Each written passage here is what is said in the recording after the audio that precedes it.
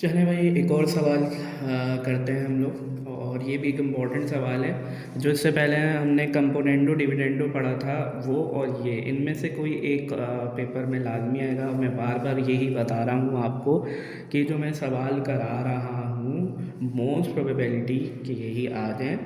इंशाल्लाह दुआ तो यही है, ठीक है। और वरना इसी के जैसे सिमिलर क्वेश्चन आएंगे, ठीक है। तो ये हमें इसकी प्रैक्टिस करनी है ताकि हम अच्छे से अच्छे नंबर हासिल कर सकें, ठीक है। और जो बच्चों ने बिल्कुल भी अभी भी नहीं पढ़ा है, तो अगर वो पेपर के दौरान अगर ये कर लेते हैं, इसकी अच्छी सी प्रैक्टिस कर लेते हैं, तो जब भी उनका ये पेपर अच्छा खासा नंबर उनके निकाल देगा, ठीक है। चलें भाई, तो आगे करते हैं इसको। इसमें क्या करना है, देखिए हमारे पास लिखा हुआ सवाल, if A ratio B is equal to C ratio D is equal to E ratio F then show that. तो हमें ये प्रूफ करना है, ठीक है। दोनों साइड एक दूसरे के बराबर है, ठीक है। तो हमें ये जो सॉल्यूशन है, ठीक है, यहाँ हमारे पास सॉल्यूशन है। यहाँ सॉल्यूशन लिख के हमें लिखना है कि ए रेशो बी बराबर है सी रेशो डी के और ई रेशो एफ के, ठीक है।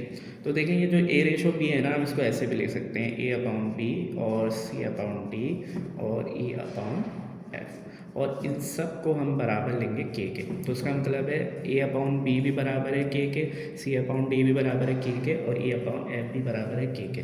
तो हम इसको ऐसे लिख सकते हैं कि ए अपॉन बी बराबर किसके हो गया, के, फिर कॉमा डालेंगे और फिर लिखेंगे सी अपॉन डी बराबर है किसके, के, फिर कॉमा डालेंगे और लिखेंगे ई अपॉन एफ भी बराबर है किसके, के।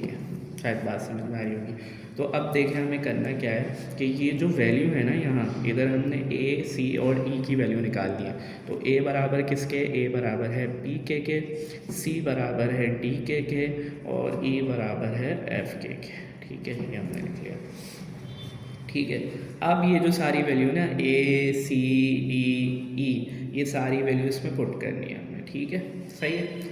तो अब हम यहाँ पे लिखेंगे, यहाँ पर हम दोबारा से ये जो सवाल है इसको लिख देंगे, A four B square plus A square E square minus E four F और डिवाइडेड में हम लिख देंगे B six plus B square F square minus F five is equal to A four और बी फोर, ठीक है। अब आपने ये जो वैल्यू थी ना, ये सारी आपने पुट कर देनी है इसके अंदर, ठीक है।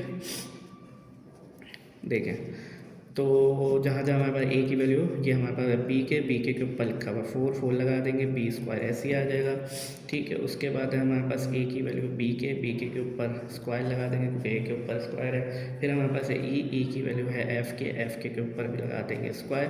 फिर माइनस, फिर ई की वैल्यू है एफ के ऊपर लगा देंगे फोर क्यों लगा रहे हैं सर, ई के ऊपर लगा हुआ, ठीक है। फिर नीचे आ जाएंगे, डिवाइड की लाइन लगाएंगे और फिर बी की कोई वैल्यू नहीं है, बी सिक्स ऐसे ही आ जाएगा, बी स्क्वायर की भी कोई वैल्यू नहीं है, एफ स्क्वायर की भी नहीं है और एफ फाइव की भी नहीं है, ठीक है। यहाँ तक ये बात समझ में आती है। अब ए फोर की वैल्यू क्या है, बी के ऊपर से हमने लिखी है, बी के ऊपर लगा देंगे फोर और इधर भी आ जाएगा बी फोर, ठीक है। ये बी थोड़ा सा बड़ा बना दें, सही से नहीं बना, ठीक है। अब ये इसके ऊपर भी फोर है, इसके ऊपर भी तो हम यूँ लिख सकते हैं बी फोर बी स्क्वायर और इसको लिख सकते हैं बी स्क्वायर के स्क्वायर, ठीक है। और इसको लिख सकते हैं एफ फोर के फोर। नीचे लिखेंगे B six B square F square minus F five is equal to B four के फोर और बी फोर। अब आप देखिए इस बी फोर से ये बी फोर कैंसिल, ये याद रखिएगा, दोनों साइड हमें प्रूफ करनी है, ठीक है। थोड़ा सही रहेगा।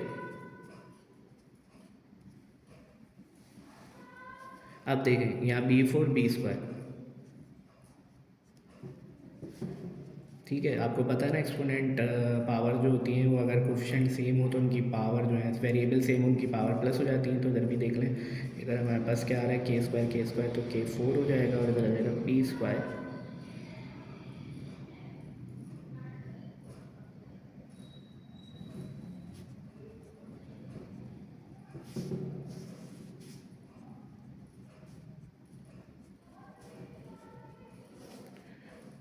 के फोर, और ये तो कटा हुआ सिर्फ के फोर ही है, ठीक है।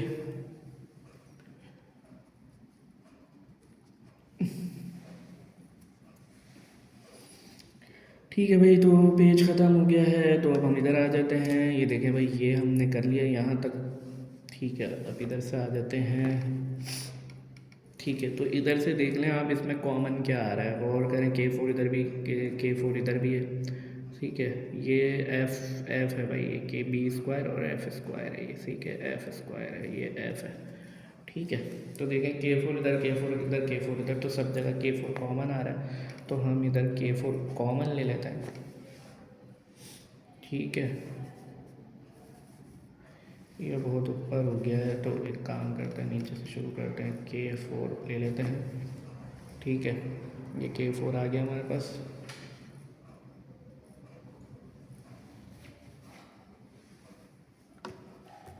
ठीक है भाई, यहाँ तक जो हमने छोड़ा था उसमें से K4 कॉमन ले लिया। ठीक है, ये जो आपको नज़र आ रहा है उसमें से K4 कॉमन ले लिया।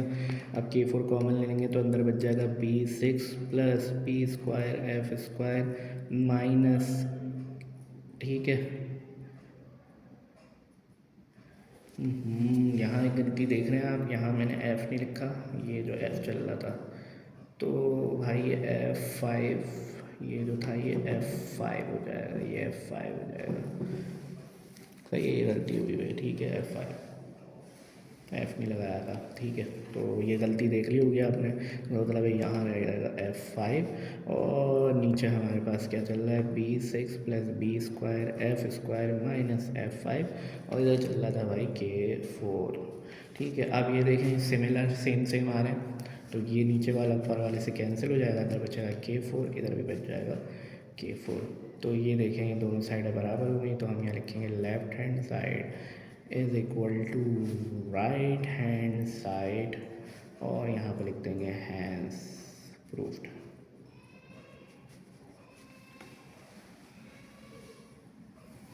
ठीक है भाई, तो ये सवाल भी हो गया हमारा।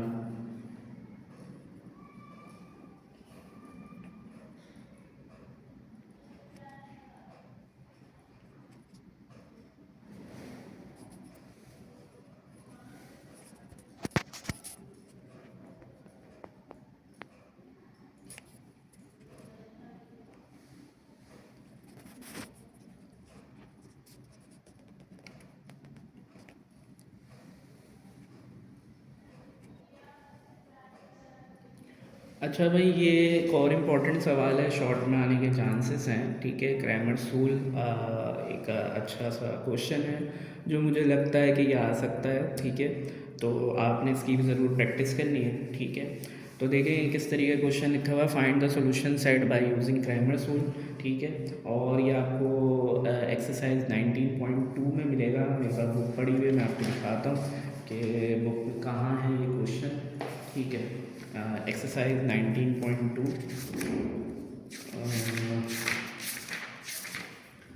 देखें भाई,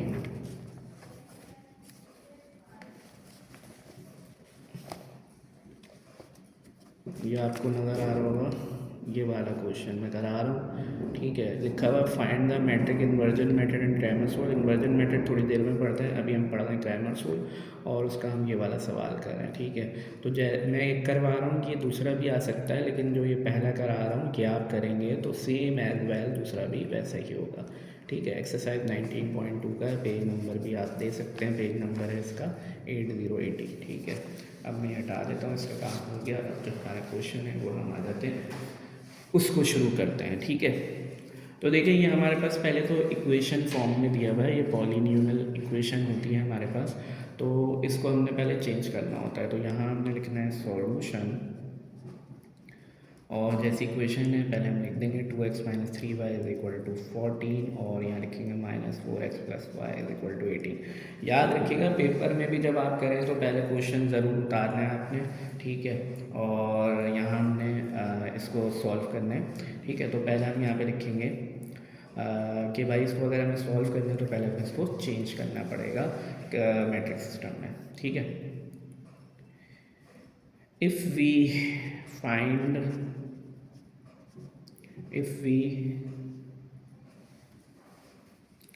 फाइंड लिख दिया मैंने, if we solve this question by Cramer's rule, so we change the above system. ये आपको लिखना पड़ेगा। ठीक है। इसको सिस्टम इनटू मैट्रिक्स सिस्टम, ये लाइन लिखनी पड़ेगी। ठीक है, तो कुछ लोग डायरेक्ट भी कर देते हैं, लेकिन ये आप लिख लेंगे तो आपका इंप्रेशन अच्छा पड़ जाएगा कि यार बच्चा पढ़ कर आया है। ठीक है, ये फाइंड लफ्ज़ मैंने काटा हुआ है। ठीक है, फाइंड नहीं है। फिर सॉल्व दिस क्वेश्चन, अगर आप ये सॉल्व करना चाह रहे हैं क्रैमर्स रूल से, तो पहले हमें ये सिस्टम जो है वो चेंज करना पड़ेगा, क्योंकि ये पॉलीनॉमियल सिस्टम है, पॉलीनॉमियल इक्वेशन सिस्टम है, तो हमें इसको चेंज करना पड़ेगा और फिर इसके बाद आपको ये लिखना पड़ेगा। ठीक है, तो अब हमें क्या करना है। ठीक है, तो हम यहाँ पर ए की एक वैल्यू लेंगे। ठीक है, ए की वैल्यू बनाएंगे। अब ए की वैल्यू क्या होगी, जो भी अगर एक्स के साथ होगा वो आपने लिखना है। ठीक है, जैसे कि यहाँ मैं एक और रफ पेज में आपको बताऊँ। ठीक है,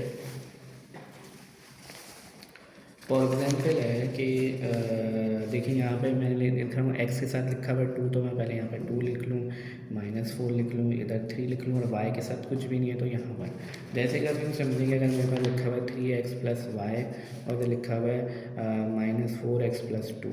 ठीक है, तो हमें यहाँ पर वैल्यू लिखनी है। तो ए की वैल्यू कैसे लिखेंगे, जो भी मेरे पास एक्स के साथ वैल्यू होगी वो मैं लिख दूंगा 3 -4, वाई के साथ जो होगी वो मैं ऐसे लिख लूँगा। ठीक है, आपको शायद समझ में आ गई हो। यहाँ से ये समझ में आ रहा है कि अगर कोई वैल्यू नहीं होगी तो 1 लिख लेंगे। ठीक है, तो शायद ये बात आपको समझ में आ गई होगी। ठीक है, इसी तरीके से अब हम बी की वैल्यू लिखेंगे। ठीक है, बी की वैल्यू क्या होगी, जो भी =2 के बाद वाली होगी वो हमारे पास बी की वैल्यू होती है हमारे पास 14/28। ठीक है, और इसी तरीके से हमारे पास सी की वैल्यू होगी, एक्स की वैल्यू होगी, एक्स की वैल्यू होगी, क्योंकि हमारे पास तो ये होता है ना, वो होता है ax × b। ठीक है, और एक्स की वैल्यू होगी एक्स और वाई, जो कि बेसिकली हमें मालूम करना है। ये हमने सिस्टम चेंज कर दिया, और अब हमें जो क्रैमर्स रूल में सॉल्व करना है उसके लिए हमें मेन एक्स और वाई मालूम करना होता है। तो एक्स मालूम करने के लिए आपके पास फॉर्मूला क्या होता है, फॉर्मूला होता है A1 determinant divided by A determinant. ठीक है, इसी तरीके से y मालूम करने का फॉर्मूला होता है A2 determinant divided by A determinant. ये इसका फॉर्मूला होता है। अब हमने एक एक करके ये मालूम करना है। ठीक है, याद रखिएगा सबसे पहले हमें A डिटर्मिनेंट मालूम करना है। ठीक है, और वो क्यों मालूम करना है थोड़ी देर में बता रहा हूँ। ठीक है, तो अब सबसे पहले हमें ए डिटर्मिनेंट कैसे मालूम करना होगा। ठीक है, तो देख लें भाई, ए डिटर्मिनेंट कैसे मालूम करना होगा। यहाँ पर हमने फॉर्मूला लिखना है ए डिटर्मिनेंट का। ठीक है, तो मैं यहाँ पे हेडिंग डाल देता हूँ फॉर ए डिटर्मिनेंट। ठीक है, ए डिटर्मिनेंट कैसे होगा, देखिए भाई, ए डिटर्मिनेंट मालूम करने के लिए यहाँ पर आपने ए डिटर्मिनेंट का फॉर्मूला लगाना है, 3 डॉट डाल दिएगा। ठीक है, क्या फॉर्मूला होगा ए डिटर्मिनेंट का। ठीक है, ये नज़र नहीं आ रहा होगा। ठीक है, आ रहा है वैसे तो। ठीक है, इसका फॉर्मूला होगा A1 A2 B1 B2, ये इसका फॉर्मूला है ए डिटर्मिनेंट का। अब ये A1 A2 का है और B1 B2 का है, तो ये मैं आपको बताता हूँ। ठीक है, देखिए भाई, ये जो लिखा हुआ है ना, ये A1 है, ये A2 है। ठीक है, और ये B1 है, ये B2 है। ठीक है, ये A1 है, A2 B1 B2। ठीक है, समझ में आ गई बात। यानी जो इस साइड वाला है वो A1 A2 है, इस साइड वाला B1 B2 है। ठीक है, तो हमने ये लिख देना है।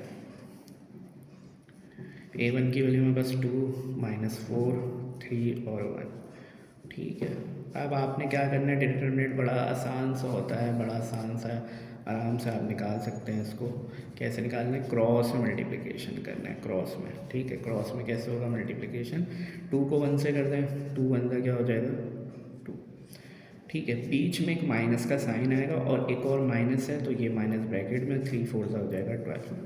ठीक है, क्या करा देख लें, 2 को 1 से करा 2 हो गया, बीच में आपने एक माइनस लगाना है, और फिर 3 4 का 12, माइनस का 12 आ गया। आगे क्या करना है, 2 हो गया, माइनस माइनस प्लस का 12 हो गया।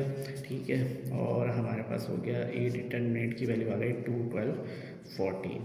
याद रखिएगा भाई कि ये जो डिटर्मिनेंट का आंसर है ये 0 नहीं आना चाहिए।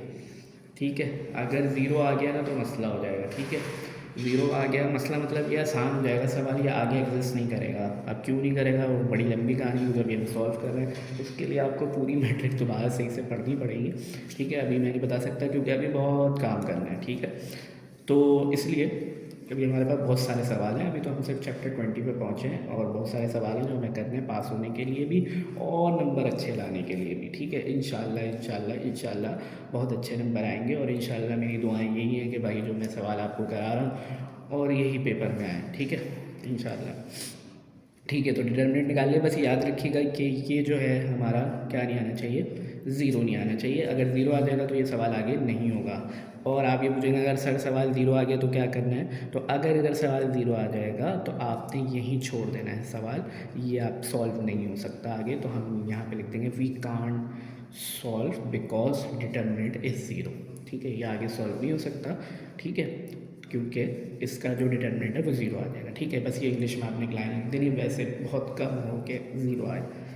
ठीक है, तो फिर आगे पढ़ते हैं। देखिए हमने क्या मालूम करना था, हमें डिटर्मिनेंट सबसे पहले मालूम करना था। अगर हमें एक्स चाहिए और अब हमें A1 डिटर्मिनेंट चाहिए, फिर उसी के बाद A2 डिटर्मिनेंट चाहिए। तो ये डिटर्मिनेंट तो दोनों जगह ही था, तो इसलिए अब आगे काम करते हैं। ठीक है, देखिए भाई यहाँ तक हमारा काम हो गया। ठीक है, अब हम इसके आगे काम करने वाले हैं। ठीक है, ये देखिए भाई यहाँ से हम शुरू कर देते हैं, शायद आपको नज़र आ रहा हो। अब हमें जो मालूम करना है वो मालूम करना है फॉर ए डिटर्मिनेंट। ठीक है, यहाँ से करते हैं फॉर A1 डिटर्मिनेंट मालूम करना है। ठीक है, ठीक है भाई, फॉर ए डिटर्मिनेंट हमें मालूम करना है। ठीक है, तो A1 डिटर्मिनेंट कैसे मालूम होगा, अब आप ये देख लें। A1 डिटर्मिनेंट का भी एक फॉर्मूला होता है, 3 डॉट लगा के उसका फॉर्मूला होगा C1 C2 B1 B2, ये इसका फॉर्मूला है A1 डिटर्मिनेंट का C1 C2। अब C1 C2 क्या है दोबारा बता देता हूँ। ये जो B की वैल्यू है, इसमें जो ये ऊपर वाली वैल्यू है C1 कहलाएगी, नीचे वाली C2 कहलाएगी। ठीक है, और ये कैसे आती है मैंने आपको ऊपर बता दिया। ठीक है, और B1 B2 कौन सी होगी, ये 3 और 1, ये वाली थी A1 A2, ये B1 B2, ये C1 C2। ठीक है, समझ में आ गई बात। तो यहाँ से हम लिख लेंगे वैल्यू C1 C2 की, ये हो गया 14, ये हो गया 28, B1 की वैल्यू 3, इधर आ जाएगा 1। ठीक है भाई, तो क्रॉस मल्टीप्लिकेशन 14 वन ज़ा 14 हो गया, बीच में बताया था माइनस आएगा, और 3 8 24 और 3 2 ज़ा 6 और ये आ गया 84। ठीक है भाई, आप लोग कैलकुलेटर से कर लीजिएगा। 14 में से 84 गए, माइनस का 70 आ गया, तो A1 डिटर्मिनेंट हमारे पास ये आ गया। ठीक है भाई, अब हमें मालूम क्या करना है, A2 डिटर्मिनेंट मालूम करना है। A2 डिटर्मिनेंट के लिए क्या करेंगे, यहाँ पर हम लिखेंगे A2 डिटर्मिनेंट। ठीक है, और यहाँ लिखेंगे A2 डिटर्मिनेंट का फॉर्मूला 3 डॉट डाल के, और क्या फॉर्मूला होगा भाई A2 डिटर्मिनेंट का, A2 डिटर्मिनेंट का हमारे पास होगा फॉर्मूला, सही है, A1 A2 C1 C2, ये इसका फॉर्मूला है। ठीक है, अब A1 A2 कहाँ से लाएं भाई, तो ये रहा A1 A2, ये जो पहली वाली है ये A1 A2 है, तो A1 A2 की वैल्यू लिख लेते हैं 2 -4, और C1 C2 क्या है, ये वाली 14 और 28।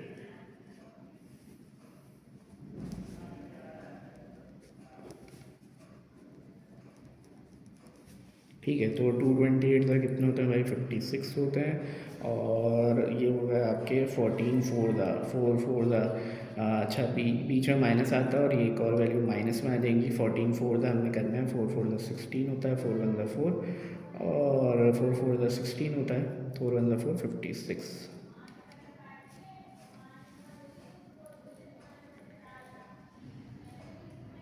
ठीक है, तो 56 हो गया। अब हमारे पास A2 डिटर्मिनेंट निकालेंगे, 56 माइनस माइनस प्लस का 56। ठीक है, तो ये हो जाएंगे आपके पास 112।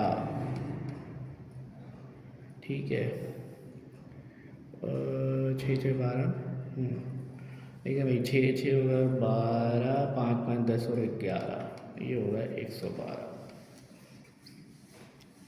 ठीक है, तो ये 112 आ गया, और नीचे आ गया A2 का डिटर्मिनेंट।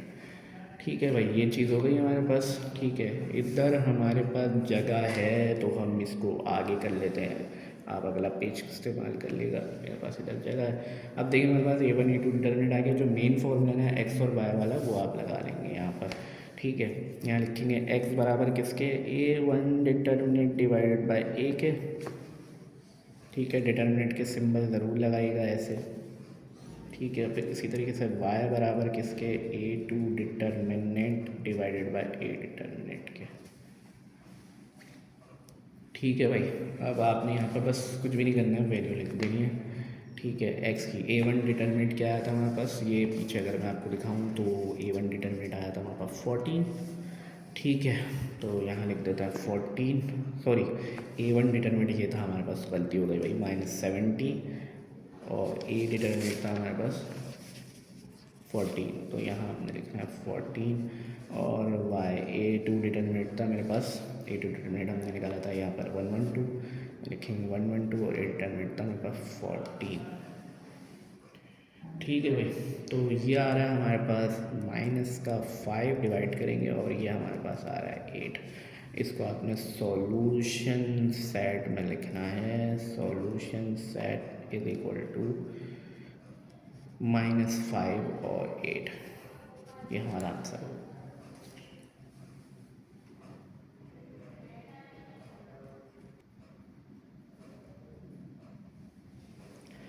ठीक है भाई, तो अब ये एक और सवाल है, जैसे कि मैंने आपको पीछे बताया था कि जो सॉल्यूशन है ये क्रैमर्स रूल से भी हो सकता है और इन्वर्जन मेथड से भी। तो अब ये जो हम करने वाले हैं ये इन्वर्जन मेथड है, या तो क्रैमर्स रूल आएगा या ये इन्वर्जन आएगा। तो अब ये हम करने वाले हैं ये इन्वर्जन मेथड। ठीक है, तो इसको भी आपने यहाँ पे ये सॉल्यूशन लिखना है।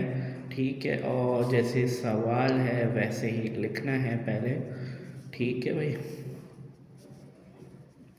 और यहाँ पर भी हमें वही बात लिखनी है, we can change the above system into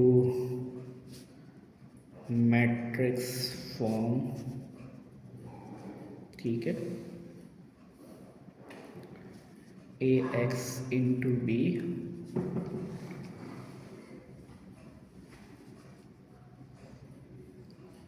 we solve into inversion method।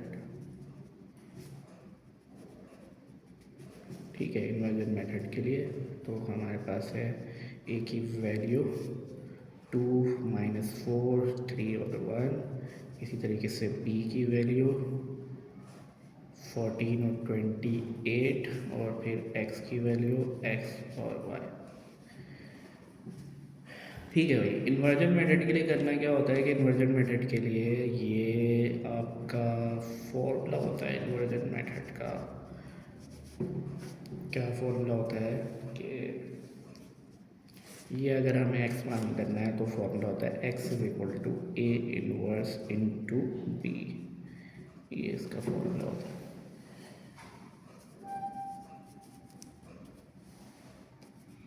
ठीक है, सही है भाई। तो सबसे पहले हमें जो मालूम करना है वो a इनवर्स मालूम करना है। ठीक है, तो सबसे पहले हमें इन्वर्स मालूम करना पड़ेगा, और ए इन्वर्स के लिए भी एक फार्मूला होता है। इन्वर्स का फार्मूला होता है भाई, ए इन्वर्स का फार्मूला होता है एडजॉइंट ऑफ ए बरा डिवाइड होता है ए डिटर्मिनेंट के। ठीक है, तो ये हमारे पास है। तो हमें सबसे पहले इसमें भी डिटर्मिनेंट निकालना होगा। ठीक है, डिटर्मिनेंट निकालना बहुत आसान होता है। ठीक है, वो निकालना है, सबसे पहले डिटर्मिनेंट आ जाएगा तो फिर एडजॉइंट निकालना है। ठीक है, तो इसको हम करते हैं। ठीक है भाई, तो सबसे पहले मैंने बताया जैसे कि आपको क्या निकालना है, डिटर्मिनेंट। तो यहाँ पर आप हेडिंग डाल देंगे फॉर ए डिटर्मिनेंट की। ठीक है, ये आपने हेडिंग डाल दी भाई फॉर ए डिटर्मिनेंट की। ठीक है, और उसके बाद यहाँ पर ए डिटर्मिनेंट मालूम करेंगे। ए डिटर्मिनेंट क्या है, इस वैल्यू का 2 -4 3 और 1। डिटर्मिनेंट निकालना बड़ा आसान होगा कि आपने क्रॉस मल्टीप्लिकेशन कर देनी है। 2 × 2 हो जाएगा, फिर बीच में माइनस का साइन, 3 4 12, और ये माइनस आ जाएगा। ठीक है,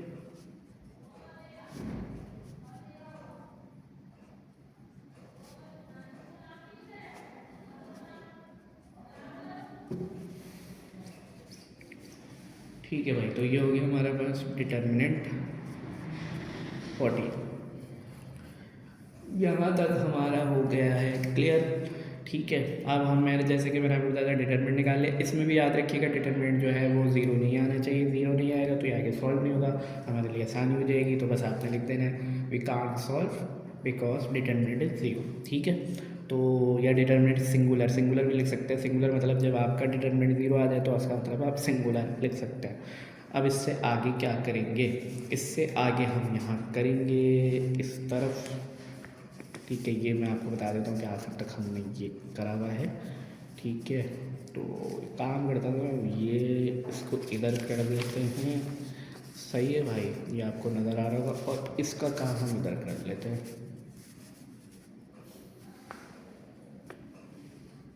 ठीक है, अब आगे आगे जो हमें करना है वो मालूम करना है एड जॉइंट। ठीक है, तो हम यहाँ पे शुरू करते हैं भाई एड जॉइंट। तो यहाँ हम हेडिंग डालेंगे एड जॉइंट की।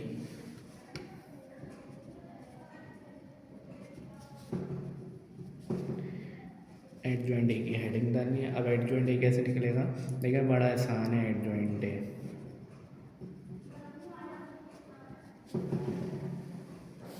ठीक है, ये जो हमारे पास ए की वैल्यू है ये नज़र आ रही थी आपको, ए की वैल्यू। इसकी जो वैल्यूज़ है ये वाली 2 और 1 ये आपस में एक दूसरे से एक्सचेंज हो जाएगी।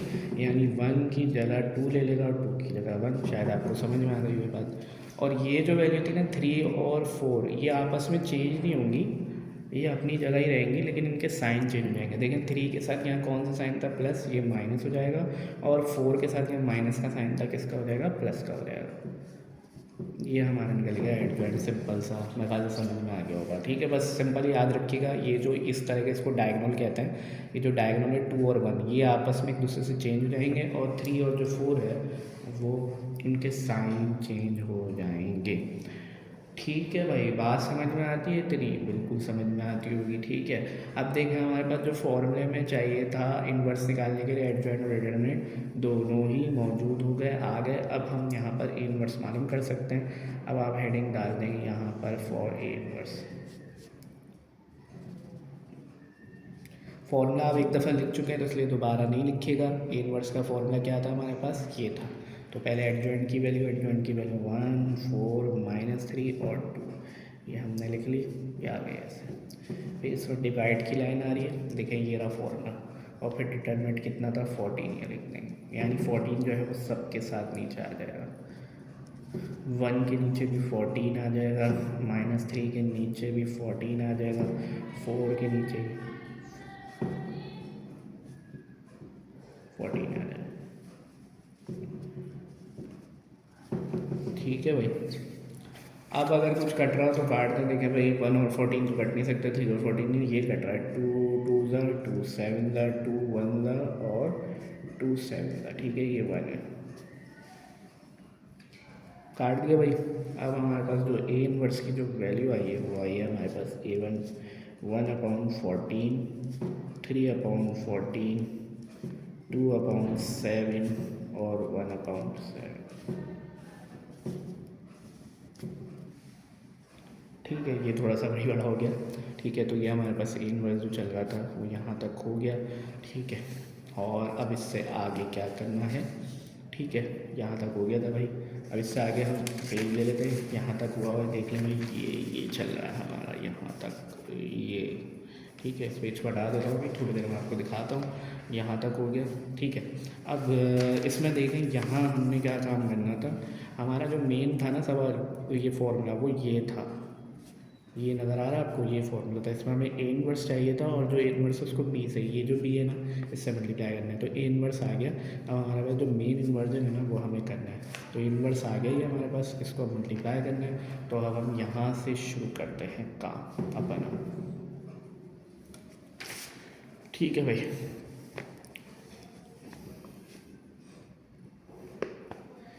ठीक है, तो हम यहाँ पे करेंगे फॉर इन्वर्जन इन्वर्जन इन्वर्जन, ये लिख देंगे आपने इन्वर्जन का।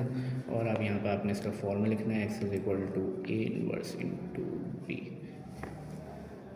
ठीक है, तो यहाँ हम याद रखिएगा x मालूम करना है, और यहाँ हम लिख देंगे a इन्वर्स इंटू b।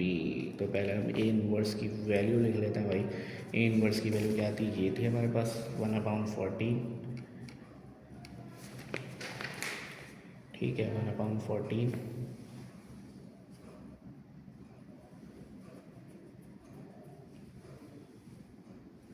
दूसरी है हमारे पास -3/14 और क्या है 2/7 और 1/7। इसको मल्टीप्लाई करना है बी से। बी क्या था, बी मैं आपको सवाल के में दिखाऊँ। 14 और 28,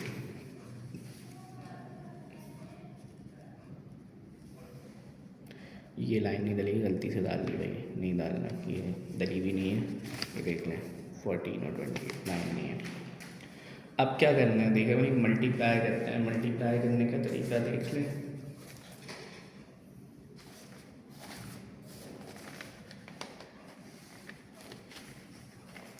एक मिनट में पेंसिल ढूंढ रहा हूँ। लेकिन तरीका क्या है कि जो मैं ये बना रहा हूँ ना आपको, ये पेपर में आपने करना नहीं, बस बना रहा हूँ समझाने के लिए। ये जो मैंने सर्किल टाइप बनाया है, ये दोनों वैल्यू पहले इन दोनों से मल्टीप्लाई होंगी। ये पहला इस पहले से और फिर ये दूसरा इस दूसरे से होगा। ठीक है, वो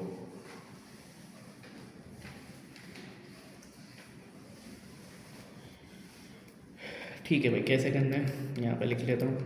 1/14, ये वाला 1/14 मल्टीप्लाई होगा इस 14 से।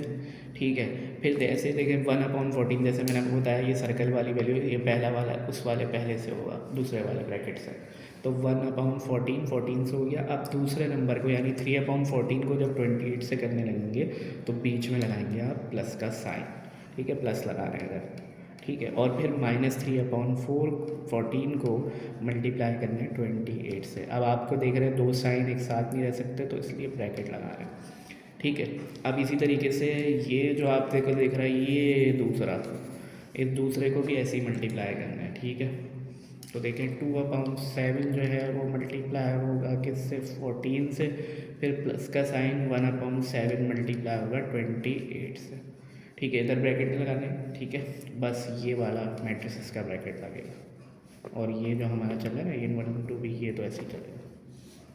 अब सिंपल है, देखें 14 से कैंसिल हो गया, सिर्फ बचा यहाँ पर 1। 14 1 14, 14 2 28, ये कैंसिल हो गया, प्लस माइनस माइनस, तो इधर आ जाएगा माइनस, और 3 2 आ जाएगा 6 ऊपर, ये बचेगा। नीचे यहाँ पर 7 1 7, 7 2 14, तो 2 2 क्या आ गया 4। देखें 7 1 7, 7 2 14, 2 2 आ गया 4, ऐसे। ठीक है, ये आ गया प्लस, और ये हो गया 7 1 7, ये काटा, और 7 4 28, ये कट गया 4 से। फिर ये हो गया 4 1 4।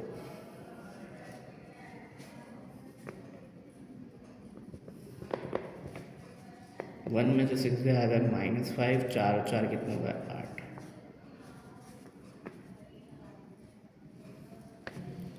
ठीक है, तो भाई ये हमारा आ गया सॉल्यूशन सेट।